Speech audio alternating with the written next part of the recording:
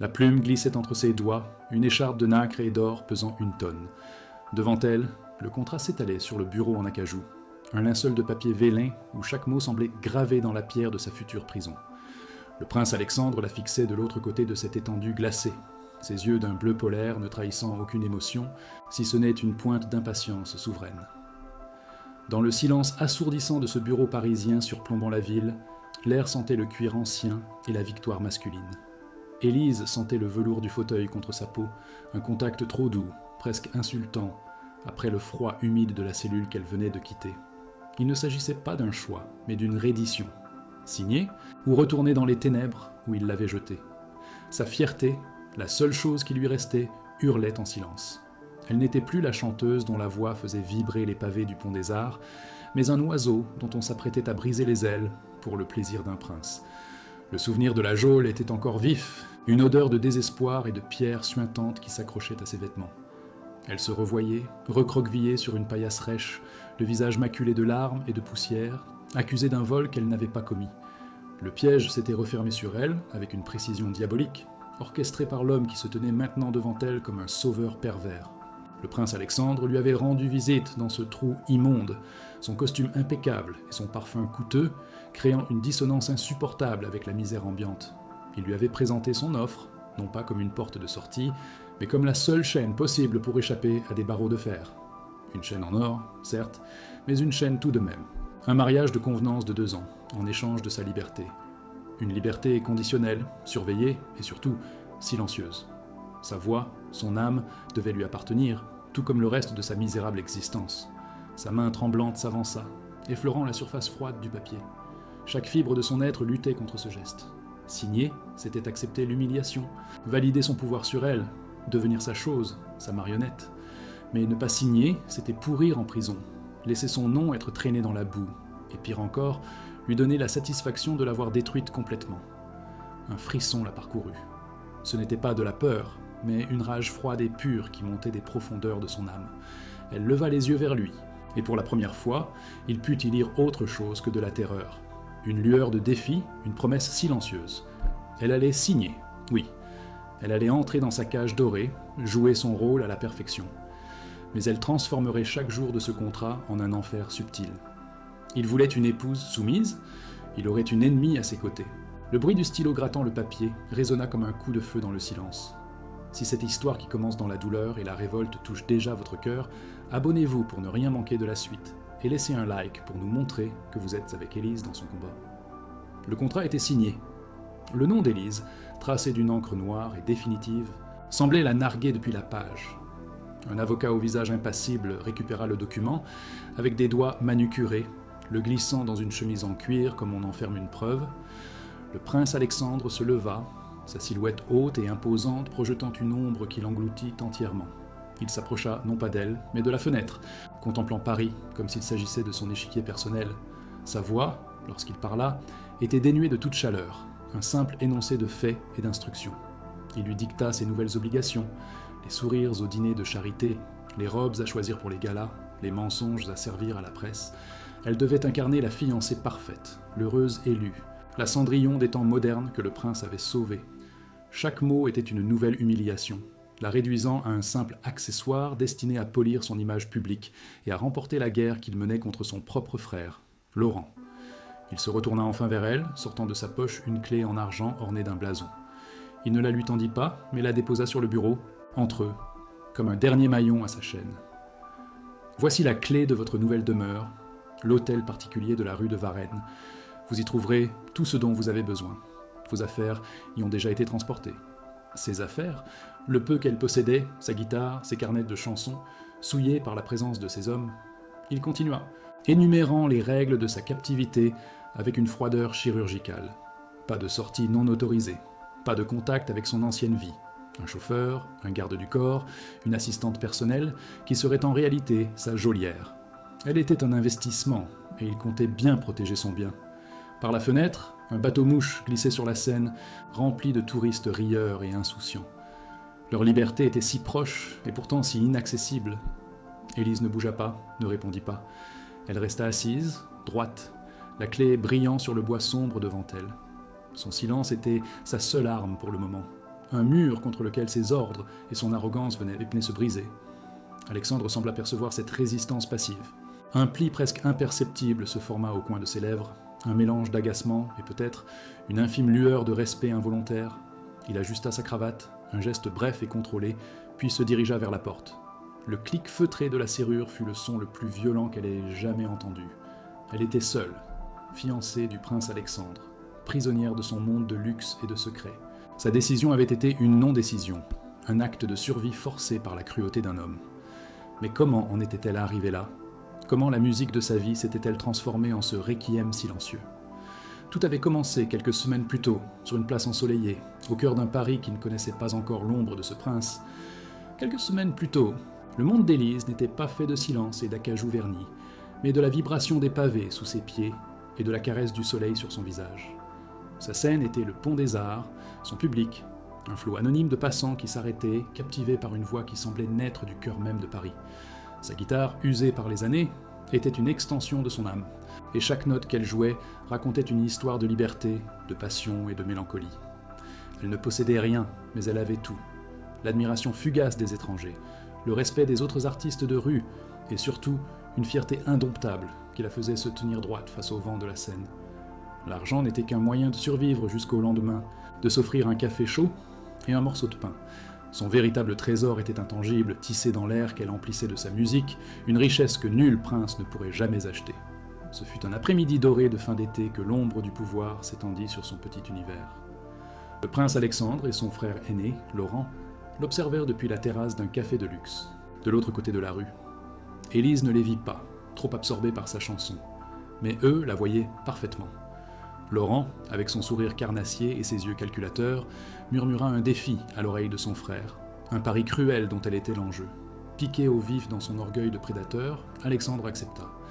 Il traversa la rue, fendant la petite foule comme un navire brise la glace, son costume impeccable créant une tache sombre et discordante dans la lumière ambiante.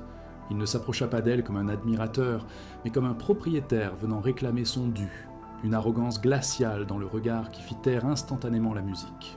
Il lui jeta quelques billets de banque aux pieds, un geste d'une condescendance absolue. Sa voix, lorsqu'il parla, fut un fouet. Il ne la complimenta pas. Il lui ordonna de chanter pour une de ses soirées privées, comme on commanderait un objet rare pour décorer une pièce. Élise sentit le sang lui monter aux joues. Elle, qui offrait son âme à qui voulait bien l'écouter, se voyait traitée comme une marchandise. Avec un calme qui masquait à peine la fureur qui bouillonnait en elle, elle refusa. Elle lui dit que sa voix n'était pas à vendre, que son art était libre. La foule retint son souffle. Personne n'avait jamais osé parler ainsi à cet homme.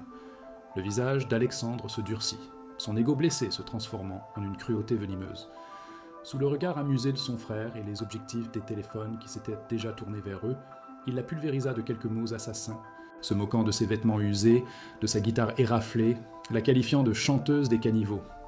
L'humiliation fut instantanée, publique et virale. En quelques heures, la vidéo de son rejet devint un phénomène sur Internet. Elle était partout, son visage déformé par la colère et la honte, face au prince impassible. On la surnomma la mendiante orgueilleuse, la Cendrillon du métro qui avait refusé le carrosse. Les rires et les moqueries la suivaient dans la rue. Les autres artistes l'évitaient, craignant d'être associés au scandale. Son coin sur le pont lui fut interdit par des agents de sécurité. Du jour au lendemain, son monde s'était effondré. Sa voix, autrefois source de joie et de subsistance, était devenue le symbole de sa chute. Le silence s'installa dans sa vie, un silence lourd, oppressant, qui la laissait seule avec le souvenir cuisant de ses paroles et le poids de milliers de regards jugeurs. Elle avait perdu sa scène, son public, et le peu de dignité qu'elle s'était battue pour préserver. Elle était devenue une paria dans sa propre ville. C'est dans cette solitude et cette vulnérabilité qu'Alexandre tissa la seconde partie de sa toile. Il ne pouvait tolérer qu'une simple chanteuse de rue ait terni son image. La vengeance devait être totale. Quelques jours plus tard, alors qu'Élise tentait de vendre le seul objet de valeur qui lui restait, un médaillon de sa mère, elle fut accostée par la police. On l'accusa du vol d'une montre de luxe, appartenant à un touriste qui, étrangement, se trouvait dans la foule lors de son altercation avec le prince. La montre fut retrouvée dans ses maigres affaires, plantée là par une main invisible et puissante. Elle protesta, hurla son innocence, mais sa parole ne pesait rien face à celle d'un homme dont le nom ouvrait toutes les portes et fermait toutes les bouches. Les menottes se refermèrent sur ses poignets, froides et implacables, scellant son destin. Le piège n'était plus seulement social, il était devenu légal. Conduite au poste de police, elle fut jetée dans une cellule de dégrisement qui sentait la javel et le désespoir. Les murs gris semblaient suinter l'injustice. Assise sur le banc en béton, elle repassait en boucle les événements des derniers jours, cherchant une faille, une explication, mais ne trouvant que le visage froid et calculateur du prince Alexandre. La peur, une peur viscérale qu'elle n'avait jamais connue, commença à la ronger.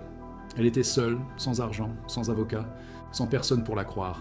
Sa fierté était en lambeaux, son avenir un mur infranchissable. C'est là, dans l'obscurité de sa détresse, que la porte de la cellule s'ouvrit, laissant entrer une silhouette élégante et une odeur de parfum coûteux. Alexandre se tenait devant elle, non plus comme un agresseur, mais sous le masque pervers du sauveur. C'est dans ce moment de faiblesse absolue qu'il allait lui présenter son pacte diabolique, sa seule issue pour échapper au barreau de fer. La porte de la cellule grinça, une complainte métallique qui déchira le silence oppressant. Une silhouette se dessina dans l'encadrement, baignée par la lumière crue du couloir, une ombre élégante et menaçante. Le prince Alexandre entra, et avec lui, un souffle d'air frais et l'odeur subtile d'un parfum boisé, un affront au relent de misère et de javel qui imprégnaient les murs. Ses chaussures en cuir, d'un noir si profond qu'elles semblaient absorber la lumière, foulèrent le sol en béton sans un bruit. Il s'arrêta à quelques pas, son regard d'un bleu polaire balayant la scène. Élise, recroquevillée sur la paillasse, les cheveux en désordre, le visage souillé de larmes séchées. Il n'y avait ni pitié ni triomphe dans ses yeux, seulement une intensité froide, une concentration de prédateur qui évalue sa proie. Élise sentit chaque parcelle de sa peau se hérisser, non de peur, mais d'une haine pure et glaciale. Elle se redressa lentement, le dos droit, refusant de lui offrir l'image d'une femme brisée. Il ne prononça pas un mot au début, laissant le silence s'épaissir entre eux, une arme qu'il maniait avec une aisance terrifiante. Il fit le tour de la petite pièce, ses doigts gantés effleurant à peine le mur humide, comme pour mesurer l'étendue de sa déchéance à elle. Son calme était plus effrayant que n'importe quelle explosion de colère. Il était le maître du jeu, le marionnettiste qui venait admirer son œuvre avant de tirer les dernières ficelles. Finalement, sa voix s'éleva, basse et dénuée de toute inflexion. Il ne parla pas de l'accusation, du vol, de sa prétendue culpabilité. Il parla d'avenir, le sien brillant et assuré. Et le sien, à elle, un abîme de barreaux, d'humiliation et d'oubli. Chaque mot était choisi, pesé, une goutte de poison distillée avec une précision chirurgicale. Elle le regardait, le menton levé, son cœur battant à tout rompre contre ses côtes, mais son visage était un masque de défi, sa seule armure contre cet homme qui voulait la déposséder de tout. C'est alors qu'il lui présenta son offre, ou plutôt son ultimatum. Les mots sortirent de sa bouche avec une facilité déconcertante, comme s'il discutait d'une simple transaction commerciale. Un mariage, un contrat de 2 ans pour devenir sa femme, sa princesse de façade. En échange, les accusations s'évaporeraient, les portes de la prison s'ouvriraient, et elle serait propulsée dans un monde de luxe et de privilèges. Il ne lui demandait pas son avis, il lui dictait les termes de sa reddition. Elle devait devenir son plus bel accessoire, le trophée qui prouverait sa puissance et ferait enrager son frère, sa liberté contre son nom, son corps, son âme. Il se tenait là, lui offrant une cage dorée pour échapper à une cage de fer, comme si la nature de la prison importait plus que la captivité elle-même. Il était le diable en personne, vêtu d'un costume sur mesure, lui proposant un pacte dont elle serait la seule à payer le prix éternel. Une vague de nausée submergea Élise. L'absurdité cruelle de la situation la frappa de plein fouet. Cet homme avait orchestré sa chute, l'avait piétinée publiquement, l'avait jetée dans ce trou immonde, et maintenant, il se présentait comme son unique sauveur. Elle plongea son regard dans le sien, cherchant une faille, un remords, une once d'humanité. Mais elle ne vit qu'une détermination de fer, un orgueil sans limite. Pourtant, au-delà de la froideur, elle perçut autre chose. Une solitude abyssale, une tension dans sa mâchoire qui trahissait un fardeau. Pour la première fois, elle ne vit pas seulement un monstre, mais un homme tout aussi prisonnier qu'elle, enchaîné à son nom, à son titre, à une rivalité qui le consumait de l'intérieur. Cette perception fugace ne diminua pas sa haine, mais elle y ajouta une étrange nuance de curiosité, une reconnaissance involontaire d'une âme sœur dans la captivité. Sa voix, quand elle parvint enfin à parler, était rauque, éraillée par les larmes et le silence, mais elle était ferme. Elle ne cria pas, ne le supplia pas. Elle posa une simple question, une flèche décochée droit vers le cœur de son arrogance. « Pourquoi moi ?» Ce n'était pas une demande d'explication, mais un défi, un rappel qu'elle n'était pas un objet, mais une personne avec une volonté, une histoire. Le prince Alexandre fut visiblement surpris. Il s'attendait à des pleurs, des suppliques ou une rage impuissante. Pas à ce calme interrogateur, à cette dignité retrouvée au milieu des décombres. Un pli presque imperceptible se forma entre ses sourcils. Son impression initiale d'une simple artiste de rue, fragile et facile à briser, venait de voler en éclats. Il avait sous-estimé sa force, sa résilience. Il voyait maintenant en elle non pas une victime, mais une adversaire digne de ce nom. Il ne répondit pas directement à sa question, esquivant l'intimité qu'elle impliquait. À la place, il sortit un document de la poche intérieure de sa veste, un contrat relié de cuir, et le posa sur la petite table métallique entre eux, à côté d'un stylo en or. Le contraste entre l'objet luxueux et l'environnement sordide était grotesque. « Vous n'avez pas besoin de comprendre le pourquoi, seulement de choisir la suite », dit-il d'un ton qui n'admettait aucune réplique. Son ultimatum était clair, signer et entrer dans son monde, ou refuser et pourrir dans celui-ci. Il lui jeta un dernier regard, un mélange complexe d'avertissement et, peut-être, d'une lueur d'anticipation. Puis, il tourna les talons et se dirigea vers la porte, la laissant seule avec le poids de sa décision. Le bruit de ses pas s'éloignant dans le couloir était le compte à rebours de sa liberté volée ou de son âme vendue. La lourde porte en chêne de l'hôtel particulier de la rue de Varennes se referma derrière elle avec le bruit sourd et final d'un tombeau. Le silence qui l'accueillit était plus assourdissant que les cris de sa cellule, un silence tissé de marbre froid, de boiseries anciennes et du parfum discret de cire, d'abeilles et de lys. Un majordome au visage aussi impassible que celui de son maître la guida à travers un hall aux proportions vertigineuses, où ses pas modestes se perdaient sur le sol en damier. Chaque objet, chaque tableau, chaque reflet dans les miroirs dorés semblait lui crier son illégitimité. C'était un monde conçu pour l'écraser, pour lui rappeler à chaque instant qu'elle n'était qu'une pièce rapportée, un pion sur l'échiquier d'Alexandre. On la conduisit à ses appartements, une suite plus vaste que tout l'immeuble où elle avait grandi. Par la fenêtre, Paris scintillait, une promesse de vie à laquelle elle n'avait plus accès. Elle était au cœur de la beauté, et pourtant plus exilée que jamais. Quelques heures plus tard, il la trouva dans le grand salon de musique. Elle se tenait devant un piano à queue d'un noir laqué, ses doigts effleurant les touches d'ivoire sans oser produire un son. Sa propre voix lui semblait une étrangère dans ce lieu. Alexandre s'arrêta dans l'encadrement de la porte, l'observant. Il portait un simple pull en cachemire qui dessinait ses épaules larges, une tenue décontractée qui le rendait paradoxalement plus intimidant. Il s'approcha, sa présence aspirant l'air autour d'elle. « Vous apprendrez à jouer le rôle ?» dit-il, sa voix une caresse de velours cachant des lames de rasoir. « Demain, nous commençons les essayages pour le bal de la Fondation. Vous sourirez, vous serez parfaite. » Élise ne se retourna pas. Fixant son propre reflet déformé dans le couvercle du piano, elle répondit d'une voix si basse qu'il dut se pencher pour l'entendre. Un oiseau en cage peut apprendre à chanter la mélodie de son maître. Mais son cœur, lui, ne chantera jamais. Un frisson parcourut l'échine d'Alexandre, un mélange d'irritation et d'un étrange, involontaire respect. Les jours suivants virent l'arrivée d'une nouvelle ombre dans sa prison dorée. Laurent, le frère aîné d'Alexandre. Il apparut sans prévenir, un sourire carnassier aux lèvres et des yeux qui la déshabillaient avec une insolence calculée. Il était le parfait opposé de son frère.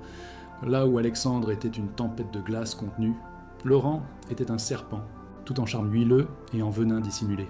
Il fit le tour d'Élise comme un connaisseur évaluant une nouvelle acquisition, la complimentant sur sa beauté sauvage et demandant à Alexandre où il avait déniché un spécimen aussi exotique. Chaque mot était une insulte, une tentative de la rabaisser et de piquer son frère au vif. Élise soutint son regard sans ciller, son silence devenant une armure. Elle vit la mâchoire d'Alexandre se contracter, une fureur glaciale passant dans ses yeux bleus alors qu'il posait une main possessive sur son épaule, un geste qui se voulait protecteur, mais qui ressemblait davantage à une revendication de propriété face à un rival. Les semaines s'écoulèrent, transformant sa vie en une routine opulente et vide. Les journées étaient un défilé de tuteurs, de stylistes et de coachs en bienséance venus polir la chanteuse des caniveaux pour en faire une princesse de façade. Elle apprenait à valser, à reconnaître les grands crus, à sourire lorsque son âme hurlait. Mais la nuit, seule dans son immense lit de soie, elle redevenait elle-même. Elle n'utilisait pas son temps pour pleurer, mais pour étudier. La bibliothèque de l'hôtel particulier devint son sanctuaire et son arsenal. Elle dévorait les livres sur l'histoire de la famille princière, lisait la presse économique, analysait les rivalités et les alliances. Elle écoutait les conversations du personnel, apprenait les faiblesses d'Alexandre, les ambitions dévorantes de Laurent, et la nature exacte du pari qui avait scellé son destin. Sa vengeance n'était plus un cri de rage, mais un plan qui prenait forme, silencieux et méticuleux. dans l'ombre du pouvoir qui cherchait à la consumer. Un soir, une violente tempête s'abattit sur Paris, faisant rage contre les hautes fenêtres du salon. Il rentra tard, trempé et visiblement épuisé. Il avait retiré sa cravate et les premiers boutons de sa chemise étaient ouverts, révélant une vulnérabilité qu'elle n'avait jamais vue. Il la trouva assise dans un fauteuil, un livre abandonné sur ses genoux, le regard perdu dans la danse frénétique des éclairs. Il ne lui ordonna pas de monter se coucher. Au lieu de cela, il se servit un verre de whisky et s'assit en face d'elle. Le silence seulement rompu par le crépitement du feu dans la cheminée et le grondement du tonnerre. « Mon père, il pense que je suis faible de vous avoir choisi », laissa-t-il échapper, ces mots à peine audibles. Pour la première fois, il ne s'adressait pas à la femme du contrat, mais à une autre âme captive. Un fil invisible et fragile se tissa entre eux dans la pénombre, un instant de trêve où le prince et la prisonnière n'étaient plus que deux solitudes se faisant face. 1 mois s'était écoulé depuis la signature du contrat. Leur relation était devenue un champ de bataille silencieux, une guerre froide où chaque regard était une manœuvre et chaque silence une stratégie, le tout miné par ces rares instants de connexion troublante. La présence de Laurent, tel un vautour, planait constamment, attendant le moindre faux pas. Et l'occasion parfaite se profilait à l'horizon. Alexandre lui annonça la nouvelle, avec une gravité inhabituelle. Le gala annuel de la fondation familiale aurait lieu dans 2 semaines. Ce serait sa première apparition publique officielle, son baptême du feu devant le gratin de la haute société européenne. Chaque mot, chaque geste sera scruté, la prévint-il, son regard d'acier plongeant dans le sien. Laurent cherchera à vous humilier pour m'atteindre. Ne lui donnez aucune prise. La menace était claire. Le piège n'était plus une cellule de pierre, mais une salle de bal scintillante, où des centaines de regards seraient ses nouveaux barreaux. Le soir du gala arriva comme une sentence. La voiture glissait dans les rues de Paris, ses vitres teintaient les isolants du monde réel, mais pas de la tension palpable qui vibrait entre eux. Élise portait une robe de soie bleu nuit, une création magnifique qui lui semblait être une armure autant qu'un déguisement. Le tissu était froid contre sa peau, un rappel constant du rôle qu'elle devait jouer. Alexandre, à ses côtés, était un bloc de granit vêtu d'un smoking impeccable. Son visage était fermé, ses yeux fixés sur les lumières de la ville qui défilaient, mais elle sentait la nervosité dans la façon dont ses doigts serraient discrètement la coudoir. En arrivant devant le musée où se tenait l'événement, une vague de flash crépitant les submergea, une attaque de lumière blanche et aveuglante. Il posa une main ferme dans le creux de son dos, la guidant à travers la meute de journalistes. Son contact était à la fois une prison et un étrange point d'ancrage dans cette mer d'hostilité polie. À l'intérieur, l'opulence était à la fois sublime et écrasante. Des lustres de cristal pendaient, comme des constellations gelées au-dessus d'une foule, où chaque sourire cachait des dents acérées. La musique classique flottait dans l'air, un vernis sonore sur des conversations qui n'étaient que des transactions de pouvoir. Alexandre la mena à travers la salle, la présentant à des ducs et des baronnes dont les yeux la parcouraient avec une curiosité à peine voilée, cherchant la faille, la roturière sous la soie. Elle sourit, serra des mains gantées, prononça les phrases apprises, chaque mot lui coûtant une parcelle de son âme. Elle aperçut Laurent de l'autre côté de la salle, un verre de champagne à la main, son regard la suivant avec une lueur prédatrice. Il attendait son heure, le chasseur patient, qui sait que sa proie est déjà dans le piège. Alexandre sentit son corps se raidir, et sa main sur son dos se fit plus pressante, un avertissement silencieux qui ne fit qu'attiser sa propre angoisse. Le moment fatidique arriva au milieu du dîner. Laurent se leva, tapotant délicatement son verre, avec une fourchette en argent pour réclamer le silence. Un sourire charmeur étirait ses lèvres, mais ses yeux ne souriaient à copa. Il commença par un discours mielleux sur la famille, la charité et la joie de voir son jeune frère enfin assagi. Puis, son regard se posa sur Élise et le venin commença à suinter. Et nous devons bien sûr lever notre verre à sa charmante fiancée, Élise, une véritable Cendrillon des temps modernes, n'est-ce pas ? Qui aurait cru que la plus belle voix de Paris se trouverait, non pas à l'opéra, mais dans les couloirs du métro ? Des rires étouffés parcoururent l'assemblée. « Dis-moi, mon frère, » continua-t-il, son regard se tournant vers Alexandre, « combien cela a-t-il coûté de dénicher un joyau si... exotique ? Un talent brut qu'il a fallu polir avec tant de soin. » L'insulte était parfaite, la réduisant à une marchandise achetée, une prostituée de luxe. Une onde de choc silencieuse traversa la salle. Tous les regards, comme des centaines de poignards de glace, se tournèrent spé d'elle. Le temps sembla se suspendre. Elle sentit la couleur quitter son visage, le sang battre furieusement à ses tempes. Elle chercha instinctivement le regard d'Alexandre, une dernière lueur d'espoir, une supplique muette pour qu'il la défende, qu'il pulvérise son frère d'un mot, d'un geste. Mais il ne fit rien. Il resta figé, son visage une statue de marbre, sa mâchoire contractée par une fureur contenue, mais impuissante. Il était pris au piège entre la défendre et déclencher une guerre familiale devant l'élite européenne. Et dans ce silence assourdissant, il l'a choisie, elle, comme le sacrifice nécessaire. Son inaction fut plus violente qu'une gifle. Il l'abandonnait à la meute, validant par son silence chaque mot empoisonné de son frère. L'humiliation était totale, publique, et orchestrée par l'homme qui lui avait promis une protection feinte. Une force insoupçonnée monta en elle, une dignité née des cendres de sa fierté. Elle ne pleura pas, elle ne cria pas. Lentement, avec un calme qui glaça l'atmosphère, elle posa sa serviette sur la table. Ses gestes étaient précis, délibérés. Elle se leva, son dos parfaitement droit. Le silence devint encore plus lourd, chaque invité retenant son souffle. Elle ne regarda ni Laurent, ni Alexandre. Elle regarda droit devant elle et commença à marcher. La foule s'écarta sur son passage comme la mer devant Moïse. Le bruit de ses talons sur le marbre était le seul son dans l'immense salle. Un métronome marquant les battements de son cœur brisé. Elle traversa le long chemin de la honte sans baisser les yeux une seule seconde, poussa les lourdes portes dorées et sortit dans la nuit parisienne, l'air froid et humide, l'accueillant comme une libération douloureuse. Elle avait quitté la cage dorée mais se retrouvait seule dans les rues, sans rien ni personne. Dès que la porte se referma derrière elle, le charme fut rompu. Un murmure parcourut la salle, se transformant en un brouhaha de chuchotements excités. Laurent savourait sa victoire, un sourire triomphant aux lèvres. C'est alors qu'Alexandre sembla sortir de sa transe. Le regard qu'il posa sur son frère n'était plus celui d'un rival, mais celui d'un meurtrier. Une rage pure et glaciale effaça toute trace de calcul. Il se leva d'un bond, renversant sa chaise qui s'écrasa sur le sol avec un bruit fracassant.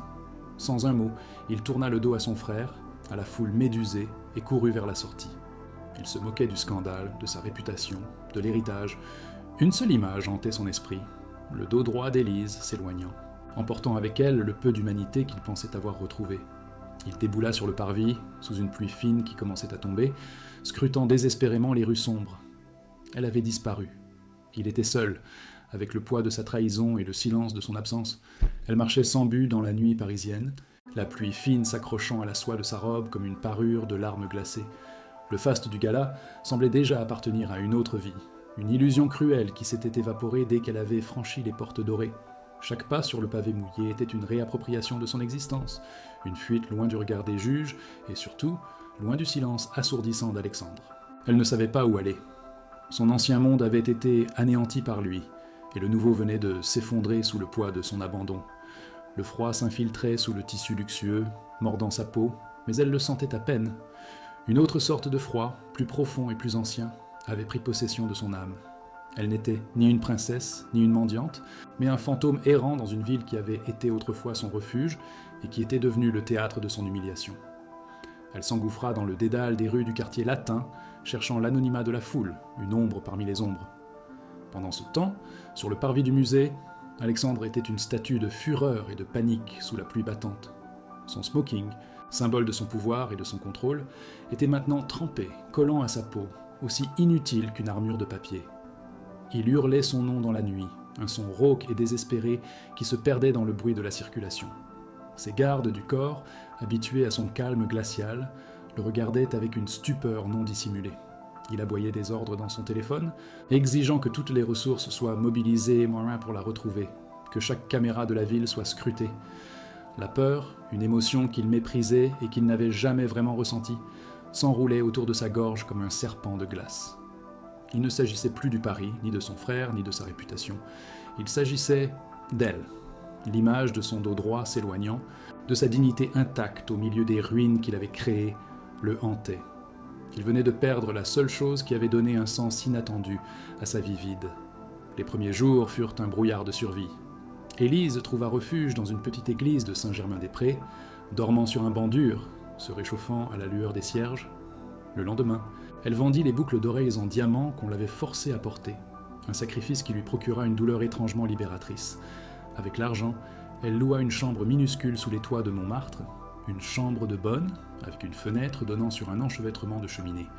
C'était un retour à une pauvreté qu'elle connaissait, mais cette fois, elle était teintée de la mémoire amère du luxe. Elle coupa ses longs cheveux elle-même devant un miroir ébréché, regardant les mèches sombres tomber sur le sol comme les derniers vestiges de la femme qu'elle avait été. Chaque geste était un acte de rébellion, une tentative de se laver de son contact, de son monde, de son odeur qui semblait encore imprégner sa peau. Elle ne chantait plus, sa voix enfermée dans sa gorge avec ses larmes. L'hôtel particulier de la rue de Varennes était devenu la prison personnelle d'Alexandre. Le silence, autrefois son allié, était maintenant son tortionnaire, amplifiant le son de ses pas dans les couloirs vides. Chaque pièce lui rappelait son absence. Le piano qu'elle n'osait pas toucher, le livre abandonné sur un fauteuil, le parfum subtil de son shampoing flottant encore dans la salle de bain. Il passait ses jours et ses nuits dans son bureau, transformé en quartier général de recherche. Des cartes de Paris étaient étalées sur la table, des rapports de ses enquêteurs s'empilaient, tous infructueux. Elle s'était volatilisée. Il avait congédié son frère, lui interdisant à jamais de remettre les pieds dans sa demeure, mais la victoire n'avait aucun goût. Le regret le rongeait, un poison lent et acide. Il revoyait son visage au moment de l'humiliation, l'étincelle de défi dans ses yeux lorsqu'elle avait signé le contrat, la vulnérabilité dans sa voix lors de la nuit d'orage. Il avait voulu la briser pour la posséder, et il n'avait réussi qu'à la perdre. 2 semaines s'écoulèrent. 2 semaines qui semblèrent une éternité. La vie d'Élise avait trouvé un nouveau rythme, précaire et anonyme.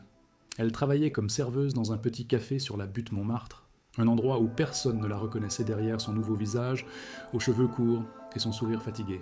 Le soir, elle rentrait dans sa petite chambre et regardait Paris s'illuminer, une ville magnifique et indifférente. Elle entendait les clients parler du scandale du prince et de sa fiancée disparue, la chanteuse des rues, qui avait tenté de s'élever au-dessus de sa condition.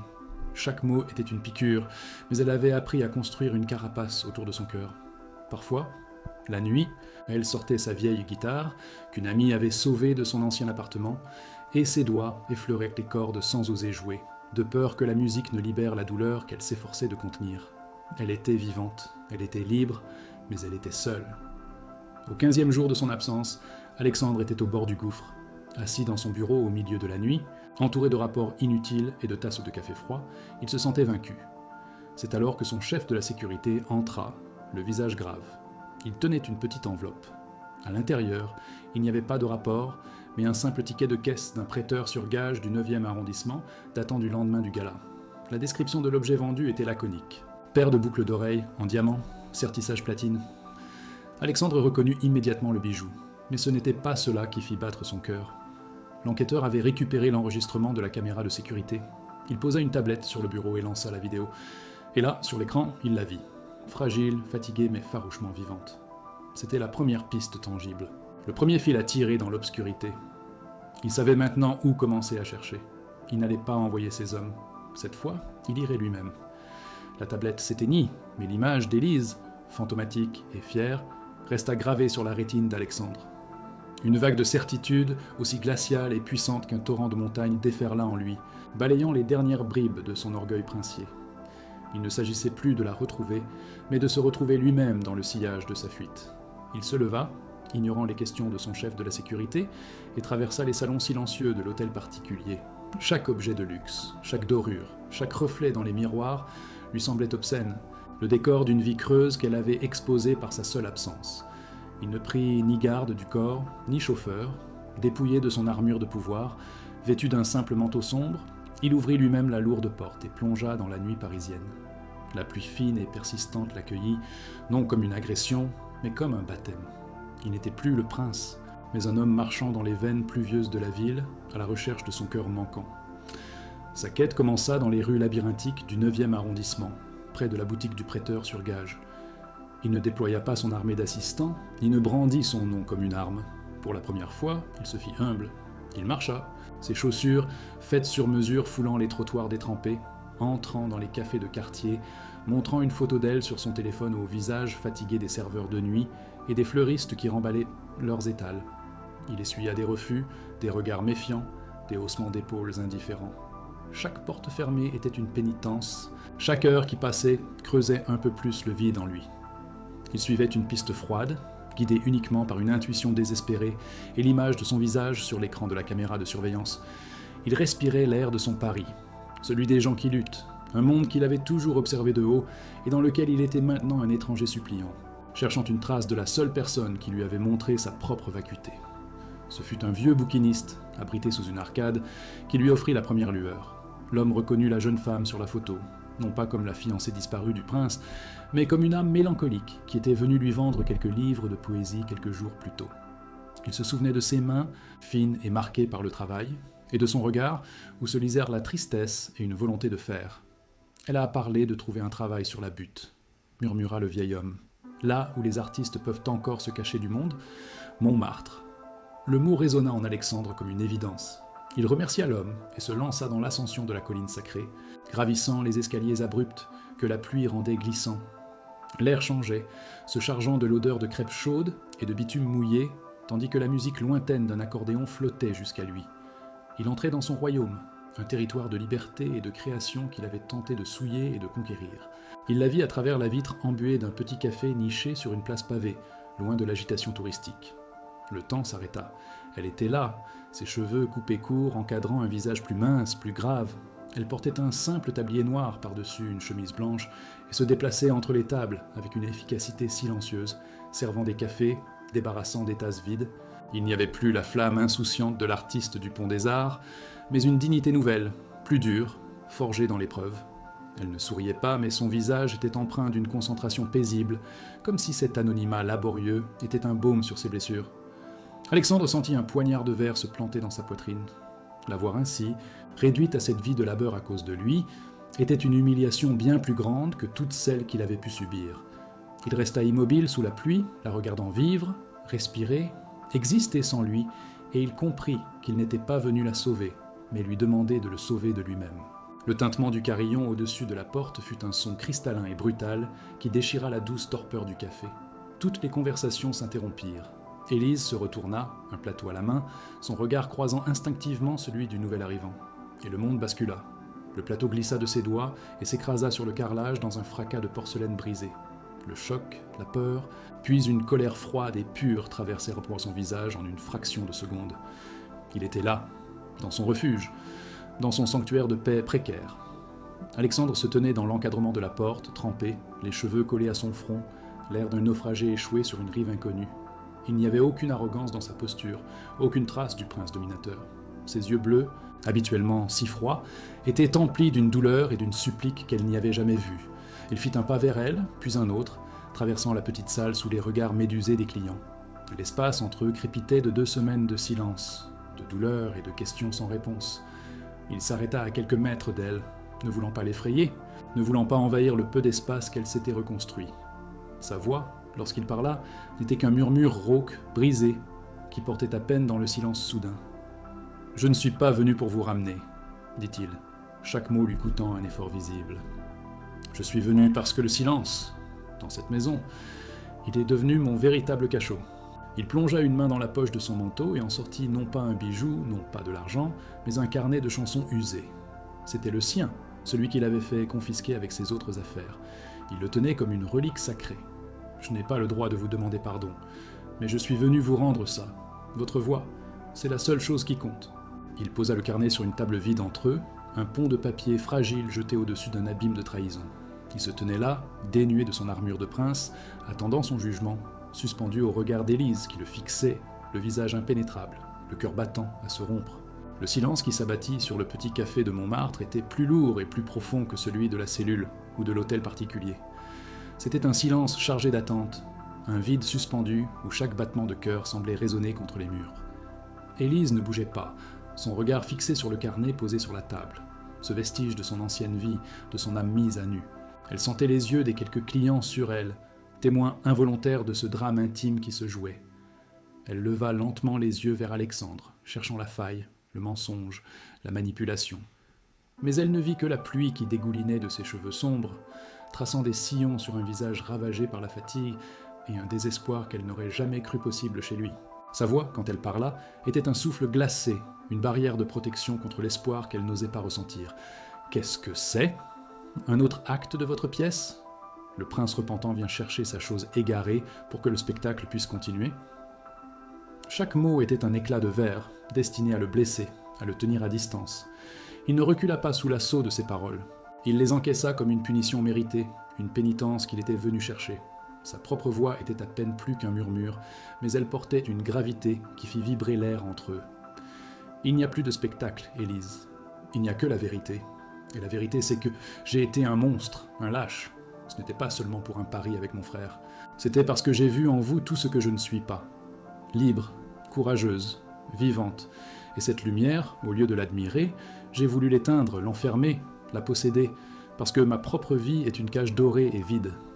L'humiliation que je vous ai infligée n'était que le reflet de ma propre misère. Quand vous avez franchi cette porte, ce soir-là, vous n'avez pas fui. Vous m'avez montré la porte de ma propre prison. Et depuis, je suis seul dans le noir, avec le fantôme de la seule chose authentique qui soit jamais entrée dans ma vie. Sa confession était brute, sans artifice, une mise à nu totale de son âme malade. Les larmes qu'Élise avait si longtemps retenues montèrent à ses yeux, brûlantes et amères. Ce n'étaient pas des larmes de tristesse, mais de rage et de confusion. Ces mots à lui avaient brisé la carapace de haine qu'elle avait si soigneusement construite autour de son cœur. Elle voyait l'homme brisé derrière le prince, mais la douleur de la trahison était encore une plaie à vif. « Votre vérité arrive bien tard, siffla-t-elle, sa voix tremblant malgré elle. Elle n'était pas là quand votre frère me traitait de marchandise devant des centaines de personnes. Elle n'était pas là quand je vous ai cherché du regard, espérant un seul geste, un seul mot. Votre silence, ce soir-là, Alexandre ? Votre silence a crié plus fort que toutes ces insultes. Il a validé chaque mot, il m'a anéanti. » Elle porta une main à sa poitrine, comme pour contenir la douleur qui menaçait de la faire éclater. Elle lui jetait sa souffrance au visage, non plus pour le blesser, mais parce qu'elle avait besoin qu'il la voie, qu'il la comprenne dans toute sa profondeur. Il fit un pas de plus, fermant la distance qui les séparait. Il était si proche maintenant qu'elle pouvait sentir le froid de ses vêtements humides, voir le reflet de sa propre douleur dans ses yeux bleus. « Je sais, » répondit-il, sa voix brisée par une émotion sincère. Et ce silence me entra jusqu'à mon dernier souffle. Je ne peux pas l'effacer. Je ne peux pas vous demander de l'oublier. Tout ce que je peux faire, c'est vous promettre de passer le reste de ma vie à le remplir, à le couvrir par des actes, par des preuves, jusqu'à ce que vous n'entendiez plus que mon dévouement. Il leva lentement sa main, non pour la saisir, mais la paume ouverte, une offrande, une supplique. C'était un geste de reddition totale, l'abandon de tout son pouvoir. Élise regarda cette main, une main qui avait signé son arrêt, puis son contrat de mariage. Elle y vit les lignes de la fatigue, la tension d'un homme au bord du gouffre. Après une éternité qui ne dura que quelques secondes, elle leva sa propre main, hésitante, et la posa dans la sienne. Le contact fut un choc, une chaleur fragile qui se propagea en eux, scellant un pardon silencieux. Le monde extérieur, les clients du café, le bruit de la pluie, tout disparut. Il n'y avait plus que leurs mains jointes, un point d'ancrage dans la tempête. Alexandre serra doucement ses doigts, comme s'il craignait qu'elle ne s'évanouisse. « Ne retournez pas dans cette maison, elle est souillée par mes mensonges, » murmura-t-il. « Je vais tout quitter. Le titre, le nom, les responsabilités qui m'ont étouffé. Laurent peut prendre le trône empoisonné, il ne m'intéresse plus. Venez avec moi, Élise. Ne soyez pas ma princesse, soyez ma partenaire. Aidons-nous à construire une vie où nous serons simplement nous-mêmes, libres. » C'était la proposition qu'elle n'avait jamais osé espérer, la preuve ultime de son changement. Il ne lui offrait pas une cage plus grande, mais la clé pour en sortir ensemble. Elle le regarda, et pour la première fois, elle vit son avenir dans ses yeux. Un lent sourire, le premier depuis des semaines, effleura ses lèvres. « Ensemble !» répondit-elle, sa voix retrouvant sa force. « Mais nous construirons notre monde avec ma musique comme fondation. » Le pacte était scellé, non plus sur du papier vélin, mais par le contact de leur peau et la promesse dans leurs regards. Ils restèrent ainsi un instant, unis au milieu du petit café, avant de se tourner et de sortir ensemble, laissant derrière eux les débris de porcelaine et les fantômes du passé. Sous la pluie purificatrice de Montmartre, il lui expliqua qu'il lui faudrait quelques semaines pour orchestrer sa renonciation officielle et libérer les fonds nécessaires à leur nouvelle vie. Leur avenir ne serait pas défini par un palais, mais par un projet. Il lui parla de son rêve. Utiliser sa fortune personnelle pour créer une fondation, une école de musique au cœur de Paris, un sanctuaire pour les artistes des rues comme elle, pour que plus jamais une voix comme la sienne ne soit menacée de silence. Ce serait son geste public, sa réparation. En s'éloignant dans la nuit, main dans la main, ils n'étaient plus le prince et la mendiante, mais deux survivants marchant vers une aube qu'ils allaient peindre eux-mêmes, avec les couleurs de la musique et de la rédemption. 6 mois s'étaient écoulés depuis cette nuit pluvieuse à Montmartre, 6 mois durant lesquels le monde avait changé de couleur. La promesse d'Alexandre n'avait pas été un murmure emporté par le vent, mais le grondement d'une révolution silencieuse. Aujourd'hui, devant le parvis d'un ancien théâtre du Marais, sauvé de l'oubli et rebaptisé l'Écrin des Voix, une foule se pressait, non pas pour un gala mondain, mais pour une naissance. Alexandre se tenait sur scène, non pas en prince, mais simplement en homme, le visage éclairé par une humilité nouvelle. Il ne parla pas de lui, mais d'elle. Il raconta l'histoire d'une voix qu'il avait tenté de faire taire et qui, par sa seule résilience, lui avait appris à écouter. Puis, sous les flashs des photographes qui, autrefois, avaient capturé son humiliation, il lui tendit une simple clé en fer forgé. « Ce lieu n'est pas mon cadeau, Élise, c'est ta victoire. C'est votre maison à tous, » dit-il à la foule d'artistes qui la regardaient avec des larmes de gratitude dans les yeux. Elle prit la clé, et un tonnerre d'applaudissements lava les derniers vestiges de l'ancien monde.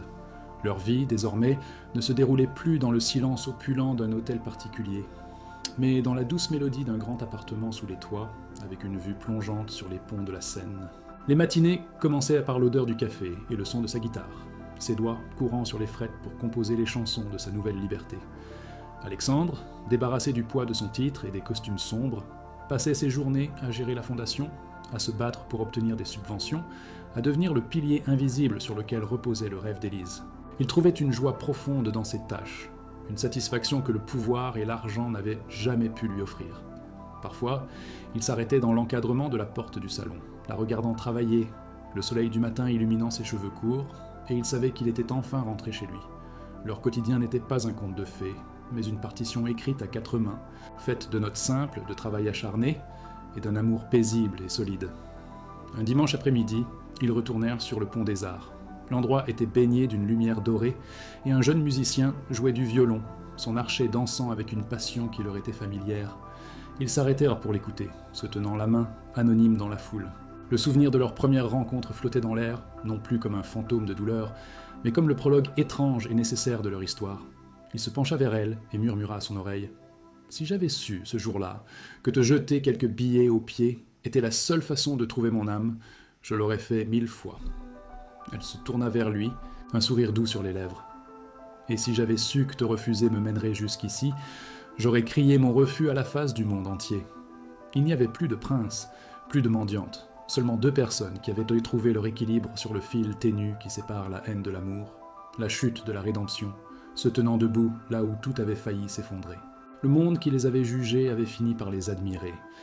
Les articles de presse ne parlaient plus du scandale, mais de l'écrin des voix comme d'un modèle d'innovation sociale et culturelle.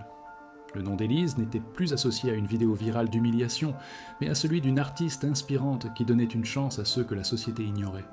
Quant à Alexandre, sa renonciation à son titre, d'abord perçu comme un suicide social, était devenue le symbole d'un courage et d'une intégrité rares. Laurent, lui, avait hérité d'un royaume de cendres, un titre vidé de sa substance par le geste de son frère, et il régnait désormais sur un monde de faux semblants, seul avec sa victoire au goût amer. Parfois, Élise et Alexandre voyaient passer des touristes qui prenaient en photo le théâtre, et ils échangeaient un regard complice. Ils avaient transformé le poison en remède, non seulement pour eux-mêmes, mais pour un petit coin de Paris qui, grâce à eux, résonnait de nouvelles chansons d'espoir. Ce soir-là, dans leur appartement, la lune jetait un chemin d'argent sur le parquet.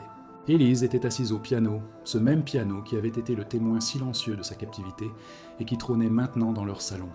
Elle jouait une mélodie nouvelle, une composition qui parlait de tempête et d'accalmie, de cages brisées et d'ailes qui repoussent. Alexandre s'approcha par derrière, posant doucement ses mains sur ses épaules. Il ne dit rien, se contentant d'écouter, son menton reposant sur le sommet de sa tête. Elle arrêta de jouer et pencha la tête en arrière pour rencontrer son regard. Ses yeux bleus, autrefois des éclats de glace, étaient maintenant 2 lacs profonds et paisibles. « Cette chanson, dit-elle doucement, elle parle de toi. » Il se pencha et l'embrassa, un baiser qui n'avait plus le goût de la domination ou du désespoir, mais celui de la gratitude et d'une promesse tenue. C'était un baiser qui scellait non pas un contrat, mais une vérité. Il avait fallu qu'il perde son royaume pour trouver sa reine. Ils avaient comme construit leur château non pas sur des terres héritées, mais dans les notes d'une chanson. Chaque jour, en voyant de nouveaux talents franchir les portes de l'écrin des voix, ils se rappelaient que la plus grande des richesses n'est pas celle que l'on possède, mais celle que l'on donne. Leur amour, né dans le fracas d'une humiliation publique, avait trouvé sa plus belle harmonie dans le silence d'un pardon partagé. La voix d'Élise ne faisait plus seulement vibrer les pavés de Paris.